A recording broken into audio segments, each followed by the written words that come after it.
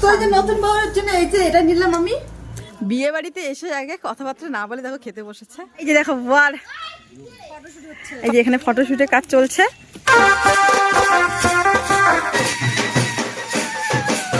প্রতিদিনই রাত্রেবেলা 1 বালতি করে জল ভরে রাখি। কালকে একদমই মনে ছিল না, তো আজকে সকাল সকাল ঘুম থেকে উঠে আগে ঘরটা ঝাড়ু না দিয়ে আগে জলটাই নিয়ে আসলাম। তো বন্ধুরা সবাইকে শুভ সকাল, চলে এসেছে নতুন আরেকটি ভিডিও নিয়ে। আজকে ব্লগটা একদম অন্যরকম, আর ভিডিও শুরুতে দেখে বুঝতেই পারবে যে আমরা বাড়িতে এখন আছি, কিছুক্ষণ পরে থাকবো না। তো আর জলটা কিন্তু নিয়ে আসি পুষ্কুশোনার জন্য, বাচ্চা মানুষ তো, আর কলেপাটটা যেহেতু অনেক দূরে 1 বালতি করে জল এনে রাখি কখন কি দরকারে পড়ে। তো সকালবেলা যেমন ঘুম থেকে উঠেছি, আজকেও ঝাড়ু দিচ্ছি, এখন তো যাইনি, তো সংসারে সম্পূর্ণ কাজ গুছিয়ে না যেতে হবে, তাই না? তো আজকে রান্নাবান্নার ঝামেলা কিন্তু একদমই থাকবে না, শুধু উঠোনটা ঝাড়বো আর কয়েকটা জামা কাপড় হচ্ছে ধুয়ে দিয়ে। যেমন রান্নাবান্নার ঝামেলা নেই, তেমন কিন্তু আরও বাড়তি কাজ আছে, সবগুলো জিনিস গুছিয়ে রেখে যেতে হবে। একার সংসার তো, কোথাও গেলে সংসারটাকে পুরো গুছিয়ে যেতে হয়। তো আজকেও তেমন, এখন তো ঝাড়ু দিচ্ছি, তারপরে অনেক কাজ আছে। তো আজকে যাব হচ্ছে আমার মাসির ছেলের বিয়ে আছে, ওখানেই যাব। আর আমাদের বাড়ি থেকে অনেকটা দূরে, আমাদের বাড়িতে হচ্ছে গোসারহাটে, আর মাসির ছেলের বিয়ে হচ্ছে জামেলদাহ। তো ভাবাই যায় অনেক দূর রাস্তা, গিয়ে তো আসতে পারবো না। আজকে যেহেতু বিয়ে, আজকে থাকবো, বৌভাতের দিন থাকতে হবে। মেয়ের বিয়ে হলে একদিনের শেষ, তারপরের দিন আসা যায়, কিন্তু ছেলের বিয়েতে গেলে না 3-4 দিন কম হয়ই না। আজকে দেখো আমরা এসেছি, বিয়ের দিন এসেছি, আজকে কিন্তু 3 দিন হবে, আজকেও কিন্তু যেতে পারিনি। তো ফাইনালি দেখো এই যে হলুদ কালার শাড়িটা পরে নিয়েছি। সকাল 8টার দিকে আমার যাওয়ার কথা, কিন্তু সেই জায়গায় হয়ে গিয়েছে 10টা। কি বলি, কোথাও গেলে না খুব সহজে বেরোতেই পারি না, কেন যে দেরি হয় বুঝতেই পারি না। আর আমার মা দেখো সকালবেলা ঘুম থেকে উঠেছে, সম্পূর্ণ কাজ বাজ সেরেছে, আবার আমাদের জন্য রান্না করেছে, নিজে খেয়েছে, আমাদেরকে যে কতবার ফোন করেছে কোনো ঠিক নেই। আর আমি তো এমনই করি, মানে যেদিন আমি যাব কোনো দরকার হবে সেদিন আমি দরকার সারতে যাই। আজকে দেখো একটা কসমেটিকের দোকানে এসেছি, আমার মালায় যে একটু কানেরটা নিলাম, এমনিতে সবসময় পরার জন্য, আর চেন মালাটা পরলাম। আর আমার মায়ের বোনের বাড়ি তো, মায়ের একটু বেশিই তাড়া।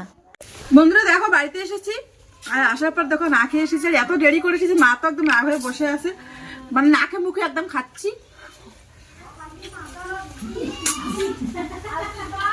নাকে মুখে খেয়ে যাচ্ছি আমি। বিয়ে বাড়ি যাওয়ার জন্য এত একদম উথাল পাথাল, কিন্তু কোনের জন্য কোনো গিফট না নিয়ে বিয়ে বাড়ি যাওয়ার জন্য রেডি। গিফট ছাড়া কি কোনো বিয়ে বাড়িতে যাওয়া যায় বলো তো? যদিও আমার মাসির ছেলের বিয়ে, তবু তো গিফট দিতে হবে। তো ভেবেছিলাম শাড়ি নিব, কিন্তু শাড়ি নেই, একটা ব্ল্যাঙ্কেটাই নিয়ে নিলাম। তো এই যে নতুন বউয়ের জন্য এই যে এটা নিলাম আমি। শাড়ি দেখতে আসলাম, কিন্তু শাড়ি তো দেখলামই না, তার আগে এটা চয়েস হয়ে গেল, ভালো লাগলো, তো ভাবলাম ঠান্ডার দিন দিলে একটু এটা সুবিধা হবে, তাই এর জন্য আমি একটু নিলাম, দুজনে দুটো ব্ল্যাঙ্কেট নিয়ে নিলাম। ভালো হয়েছে, ভালো হয়েছে, এগুলোই আমার মতে, এগুলোই ভালো আছে। আমার মাও বললো যে ব্ল্যাঙ্কেটই নিয়ে, ঠিক আছে, ওখানে গিয়ে দেখা হবে, ঠিক আছে। এসে আগে কথাবার্তা না বলে দেখো খেতে বসেছে, দুপুরবেলা খাওয়াইটা বাবা বসে, বিয়ে বাড়ির লোক সবাই খেতে বসেছি। এই যে দেখো, আর মা কিন্তু দাওয়া খাওয়াই করতেছে। এই যে আমি খেতে বসেছি, হ্যাঁ, আর কুসকুসনা দেখো নিজের মতো করে খেলছে, জামাটা তো ভেজা আছে, জামাটা পাল্টে দিতে হবে ওকে। এই যে দেখো ওয়ার ফটোশুট হচ্ছে এখন। এই হচ্ছে আমার মাসির সব থেকে বড় ছেলে আর বড় ভাই। এই যে এখানে ফটোশুটের কাজ চলছে বাড়ি পিছনটার মধ্যে। এইটা কিন্তু মামা, মামা হাই কত, হাই, এটা ব্লগে দিচ্ছে, ব্লগ ইউটিউবে ছাড়ি, এটা ভাই। যাই হোক, ভাইয়ের ফটো মানে শুটের ডিস্টার্ব হচ্ছে, তো একটু ফটোশুটটা করে নে, পরে আবার দেখা হবে, ঠিক আছে। হ্যাঁ, তুমি কিছু বলো। ওই কিছু বলে না, ও সবসময় হাই বলে। ও তাড়াতাড়ি একটু ভাইয়ের সাথে ফটো উঠে নেই, আবার জল বেড়াতে যেতে হবে, অনেক কাজ।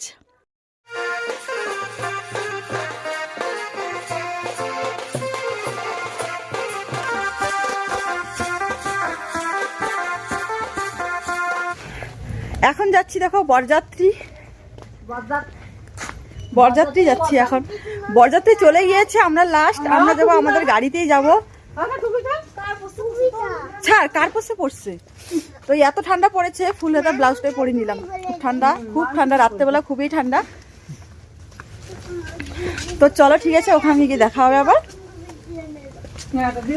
আর এখানে দেখো পুষ্কুসোনা, মা, সবাই ওরা আগে যাচ্ছে, আমি পিছনে পড়ে গিয়েছি। ঠিক আছে, মানে আমাদের গাড়ি নিয়ে যাব আর বরযাত্রীর গাড়ি ছেলের মানে বরের গাড়ি আগে চলে গিয়েছে, এখন আমাদের অটোটা নিয়ে আমরা যাব, পাশাপাশি বাড়ি তো।